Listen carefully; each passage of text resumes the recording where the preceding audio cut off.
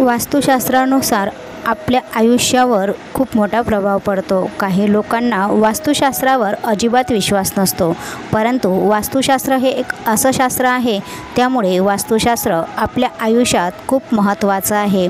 वास्तुशास्त्रानुसार जर कुठे काही चुकीचं झालं तर त्याचा नकारात्मक प्रभाव आपल्या जीवनावर होतो, आपल्याला वाईट परिणाम बघायला मिळतो। म्हणूनच काही लोक प्रत्येक गोष्ट वास्तुशास्त्रानुसार करतात। खास म्हणजे जर एखादं घर बांधणे आहे किंवा वास्तूतली प्रत्येक गोष्ट हे वास्तुशास्त्र पाहूनच बनवली जाते। असं म्हटलं जातं की वास्तुशास्त्रानुसार प्रत्येक गोष्ट जर केली तर या वास्तूमध्ये शांतता राहते, सुख नांदते। परंतु तुम्ही कधी ऐकलं असेल एखाद्या वास्तूमध्ये स्वप्न पडणे किंवा कोणीतरी दिसणे, अशा गोष्टी बऱ्याच ठिकाणी घडतात। हे कशामुळे घडतं तर वास्तूमध्ये एखादी व्यक्ती अर्धवट आयुष्य सोडून गेलेली असेल, त्याचा जीव त्या वास्तूमध्ये अडकलेला असेल, त्यामुळे त्याचा आत्मा आपल्याला त्रास देतो। आणि त्याच वास्तूची जर आपण विधिवत पूजा केली, शांती केली तर वास्तूमध्ये राहिलेला दोष दूर होतो, तर असे त्रास आपल्याला जाणवत नाही। म्हणूनच वास्तुशास्त्र हे आपल्या आयुष्यात खूप महत्त्वाचं आहे। वास्तुशास्त्रावर प्रत्येकाने विश्वास ठेवला पाहिजे। तर चला मग आज आपण या व्हिडिओमध्ये वास्तुशास्त्रानुसार अशा काही सवयी पाहणार आहोत, यामुळे आपल्या घरामध्ये दारिद्र्यता येते। यासाठी व्हिडिओ शेवटपर्यंत बघा व तुम्ही आपल्या चॅनलवर नवीन असाल तर चॅनलला सबस्क्राईब करा, श्री स्वामी समर्थ टाईप करा, लाईक करा आणि शेअर करा। तर चला मग आजच्या व्हिडिओला सुरुवात करूया। एखादी व्यक्ती जर प्रगतीच्या शिखरावर पोहोचण्यासाठी खूप मेहनत करते, पण तिला यश मिळत नाही, जसं हवं तसं यश मिळत नाही, त्यांच्या जीवनामध्ये त्यांच्या घरात काही नकारात्मक ऊर्जेचा प्रभाव असतो, त्यामुळे सतत त्यांना अडचणी येत असतात। सकाळी सूर्योदयानंतर खूप उशिरापर्यंत झोपून राहू नका। सूर्योदयानंतर देखील बेडवर झोपून राहिल्याने नकारात्मकता आपल्या घरात प्रवेश करते, आपलं मन उदास होतं। असं म्हणतात की सकाळी उशिरा उठणाऱ्या घरामध्ये कधी सुख समृद्धी येत नाही। आपल्या हिंदू शास्त्रामध्ये सकाळी सूर्योदयापूर्वी उठण्याची परंपरा आहे। तीच परंपरा आपण जर पाळली तर सकाळी सूर्योदयापूर्वी उठून स्नान करून, झाडू, देवपूजा करून देवाचे भजन लावावे, यामुळे घरातील वातावरण अतिशय प्रसन्न राहते। आपल्या घरात जर खूप आर्थिक समस्या येत असतील तर सूर्यास्त झाल्यानंतर संध्याकाळीही कधीही कोणाला पैसे, दूध, दही, मीठ या काही वस्तू आहेत ह्या गोष्टी उसने देऊ नका। असं म्हटलं जातं की संध्याकाळी जर ह्या वस्तू दुसऱ्याला दिल्या तर माता लक्ष्मी नाराज होऊन घराबाहेर निघून जाते, आपल्याला आर्थिक नुकसान होतं, लक्ष्मी टिकून राहत नाही। तर ह्या वस्तू संध्याकाळी इतरांना म्हणजेच कोणालाही देऊ नका। आपल्या घरामध्ये माता अन्नपूर्णाचा वास असतो, त्यामुळे रात्रीच्या वेळेस आपल्या घरातील भाकरीची टोपली किंवा तुम्ही ज्याही भांड्यामध्ये भाकरी किंवा पोळी ठेवता त्यामध्ये नेहमी ती रिकामी ठेवू नका। थोडासा तुकडा तरी त्याच्यामध्ये ठेवा, ती कधीही रिकामी ठेवू नये। आपल्या घरातील पिठाचा डब्बा कधीही रिकामा ठेवू नये, ज्यामध्ये आपण धान्य भरतो ते भांडार कधीही रिकामा ठेवू नका। संध्याकाळी सूर्यास्तानंतर अंगण झाडू नये किंवा कचरा घराबाहेर टाकू नये। असं म्हटलं जातं की संध्याकाळी ज्या घरामध्ये या गोष्टी केल्यामुळे घरातील लक्ष्मी बाहेर जाते आणि आपल्या घरात हळूहळू दारिद्र्यता यायला सुरुवात होते। घरात फुटलेली भांडी कधीच ठेवू नये, त्यामुळे देखील घरात गरिबी येते।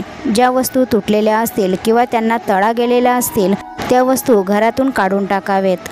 तुटलेला आरसा आपल्या घरामध्ये नकारात्मकता घेऊन येतो। तुटलेला आरसा नकारात्मकता स्वतःकडे आकर्षित करतो आणि दुर्भाग्यसुद्धा त्या घरातल्या व्यक्तीवर, त्याच्या जीवनावर, आरोग्यावर वाईट परिणाम होतो। त्यामुळे जर आपल्या घरात तुटलेला आरसा असेल तर तो लगेच काढून टाका। तुटलेला आरसा आपल्या घरात कधीही ठेवू नका। बंद पडलेल्या घड्याळसुद्धा ठेवू नये, व्यक्तीच्या जीवनात प्रगती थांबते। तुम्ही घरात जर कलश ठेवत असाल तर त्या कलशामध्ये ब्रह्मा, विष्णू आणि महेश याचा वास असतो, म्हणूनच कलशात नेहमी पाणी भरून ठेवावे। ज्या घरामध्ये महिलांचा सन्मान केला जात नाही, सतत महिलांचा अपमान होतो, त्या घरामध्ये लक्ष्मी माता नाराज होऊन निघून जाते। ज्या घरामध्ये नेहमी भांडण होते तेथे दारिद्र्यता वास करते, म्हणून शक्यतो भांडण करणे टाळावे। घरातल्या स्त्रियांचा सन्मान करा। रात्रीच्या वेळेस कधीही भांडी पडू देऊ नका। तसेच किचन ओटा, घर व्यवस्थित स्वच्छ करा। घाण असल्यास घरात लक्ष्मी राहत नाही। जर आपल्या घरामध्ये देवी देवतांच्या मूर्ती, फोटो फ्रेम तुटलेल्या किंवा खंडित झालेल्या असतील तर ते लगेच बदलून टाका।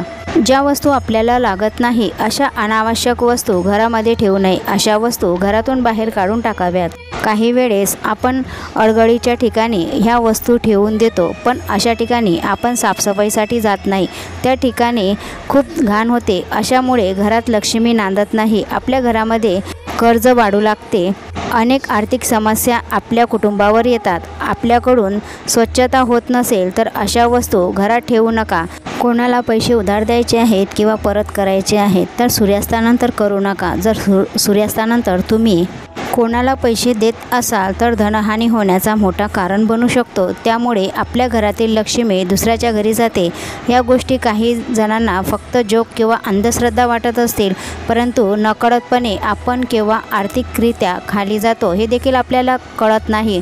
त्यामुळे वास्तुशास्त्रानुसार या गोष्टीचे पालन करणे आवश्यक आहे. घरातील झाडू माता लक्ष्मीचे प्रतीक मानले जाते. तर झाडू तुटलेला असेल किंवा खराब झालेला असेल तर असा झाडू देखील घरात ठेवू नये.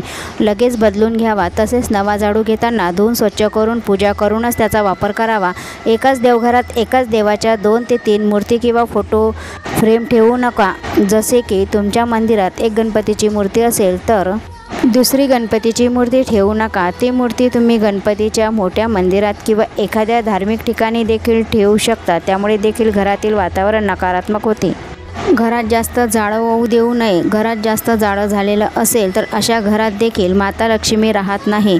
घर नेहमी स्वच्छ असावं, जेथे माता लक्ष्मी टिकून राहते.